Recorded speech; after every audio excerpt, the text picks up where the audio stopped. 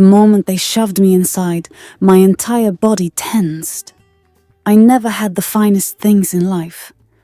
I've never been a bread and butter kid. But nothing prepared me for the horror of being locked up in that dark cell. It was a new kind of suffering, one that clawed at my mind and soul. Worse still, I realized the bitter truth. I was truly alone. No one was coming for me. At that moment, the consequences of my rash action hit harder than I ever imagined. If I had known that laying hands on Seon would leave me rotting in a police cell, forsaken by my colleagues, my boss, and the owners of the company 2 days before Christmas, I would have swallowed my pride. Maybe I would have looked the other way, like my bosses, or told my staff to turn the other cheek. Even kissing his overpriced shoes, like everyone else, instead of foolishly choosing to be the defender of the defenseless, suddenly seemed like the best option. But it was too late for regrets. This is your doom. A voice in my head wailed like the muezzin near my compound during the first call to prayer, ringing loud and clear. The stench of sweat and something disturbingly metallic hit my nostrils, making my stomach churn violently. Then came the panic attack. A cold sweat broke out on my skin.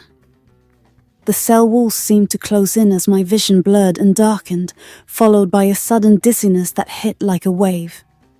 My last meal was clawing its way up my throat when the floor tilted. I heard somebody screaming for help, but I barely registered the sharp pain in my head before the world went black. I woke up on December 24th, Christmas Eve, strapped to a hospital bed.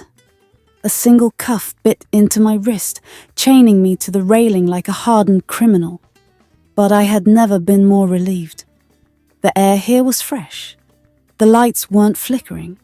And best of all, I was out of that cell. For the first time in my life, I was glad to be sick. I wasn't in a rush to get better either. If I had to fake dizziness, hallucinations, or full-blown madness, so be it. Anything to extend my stay. I was halfway through plotting my fake symptoms when I saw him. Seon. He strode into the ward, his usual smugness absent, his expression unreadable. Behind him, a middle-aged woman followed closely, her heels clicking sharply against the tiled floor. And just like that, the air in the room turned suffocating again as my body started trembling. Saying I was scared would be an understatement. I was almost paralyzed by my sudden panic attack. My heart probably stopped beating briefly before picking up speed, as if it had a mission of racing out of my chest. I felt as if my spirit had abandoned my physical body.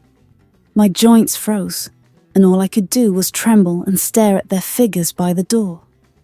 I just knew it was over, and the rest of my life would be wasted inside that police cell, or even worse, in a jailhouse. Run, run. My brain finally managed to reboot, but that was a wrong signal. My leg was securely strapped to the hospital bed. The only way out would be to drag the 6-inch metal bed and my IV line, which was fitted to a pole, next to my bed down the long ward with me. Even if I could perform all that superhero feat, getting past a police officer by the exit door would require a miracle or magical skills.